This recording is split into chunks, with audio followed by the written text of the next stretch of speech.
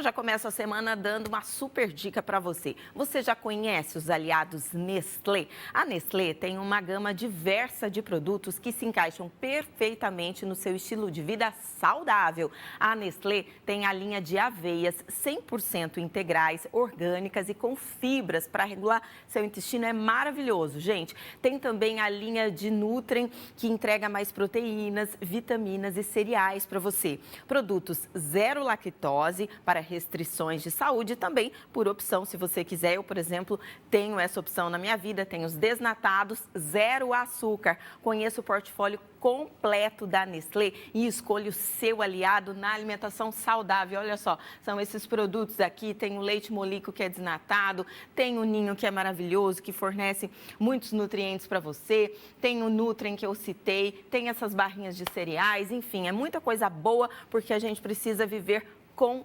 saúde.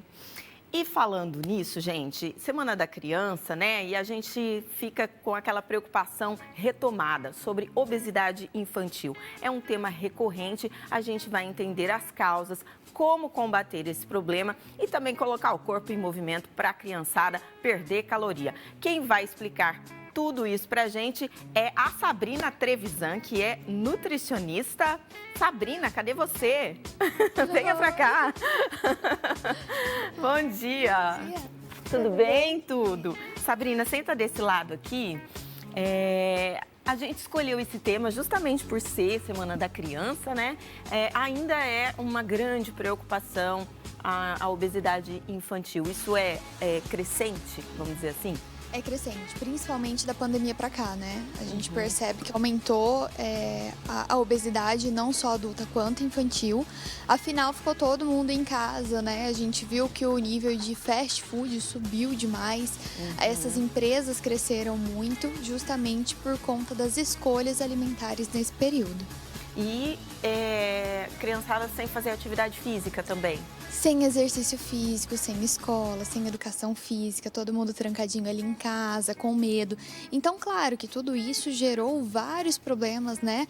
Inclusive psicológico, o que acarreta muito nas escolhas alimentares também. Mas hoje a gente já vive, vamos dizer, uma normalidade, né? As crianças já estão na escola, só que ninguém aprendeu a comer saudavelmente, então, ainda. Sim.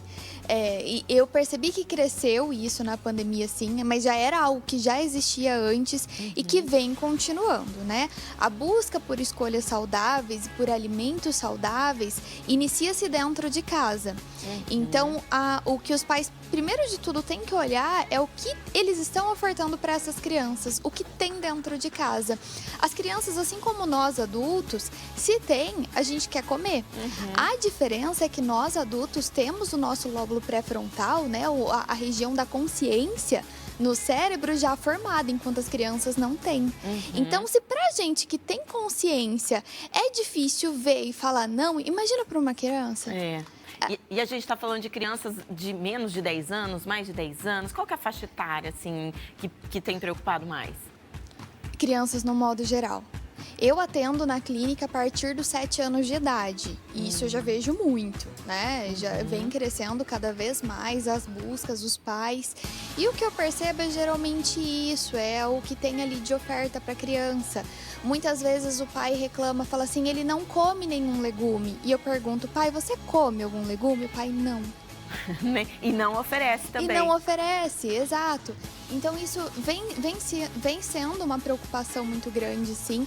Isso não só aqui no Brasil, mas na Europa inteira vem sido uma grande preocupação a relação das crianças com os alimentos, porque é essa relação de criança que vai gerar um adulto saudável ou não. É verdade. Né? A gente esquece que a nossa alimentação é o que vai levar a gente para um futuro saudável.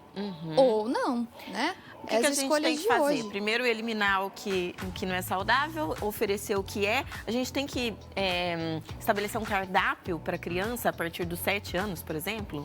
Olha, na verdade, quando a gente pensa em alimentação infantil, a gente não precisa de um cardápio com quantidades.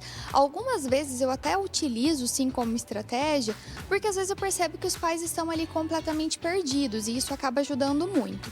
Mas ofertar alimentos saudáveis, o mais mais natural possível, evitar ter códigos de barra em casa, ofertar frutas, ofertar legumes, ofertar folhas, ofertar alimentos naturais, cores naquele prato daquela criança. As crianças, elas aprendem a comer conforme a gente oferece. De início, é normal você ofertar um alimento que aquela criança não teve o hábito até hoje de consumir e ela dizer, não quero, eu não gosto.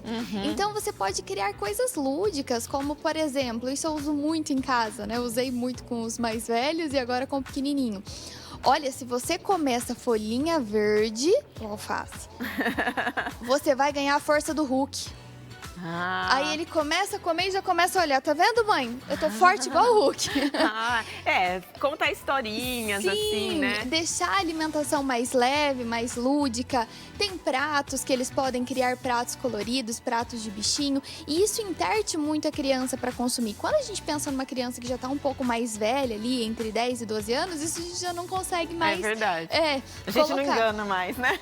Mas a gente pode mostrar para eles a realidade. Olha, filho, se você não optar por ter uma alimentação mais saudável, praticar exercício físico, o seu futuro talvez seja tomando um medicamento para controlar uma pressão arterial, um medicamento para controlar a sua glicemia. Isso não é legal. Mostra fotos, que tipo de pessoa que você quer ser? Uma pessoa ativa, uma pessoa saudável, ou uma pessoa sedentária, uma pessoa que fica em casa com dor, né? Então, isso é importante, colocar a realidade para a criança também. Por mais que muitas vezes ela não vai compreender exatamente aquilo que você está falando, boa parte do que você está falando ela vai compreender e ela vai entender. E introdução da atividade física. Tem criança que tem bastante aptidão, tem criança que não se identifica. Como a gente estimula isso? Estimulando com brincadeira. O exercício físico, a melhor forma de você estimular é com brincadeira. Compra uma corda, ensina a criança a pular corda, coloca cones, ensina ele a dar volta em volta do cone, andar de bicicleta. A gente tá perdendo muito isso, né? É verdade. A gente tá perdendo as brincadeiras e a gente esquece que essas brincadeiras são estímulos de exercício físico. E sempre estimular a alimentação saudável, atividade física. Um docinho de vez em quando pode? Claro que pode. É só ter aquela balança dentro de casa, que eu digo, essa balança é aquela harmonia. Sempre que você está mudando o seu hábito alimentar, o que você vai fazer? Você vai buscar ter em casa tudo prático, tudo pronto dentro daquilo que você pode consumir. Agora, não adianta você estar querendo fazer uma alimentação saudável e ter sempre um pote de sorvete na geladeira. Exatamente. Sabrina Trevisan, muito obrigada pela sua presença aqui, muito esclarecedora. Nem sabia, tão novinha, tem um monte de filhos, gente. Eu tenho 3. Obrigada pela sua presença, viu?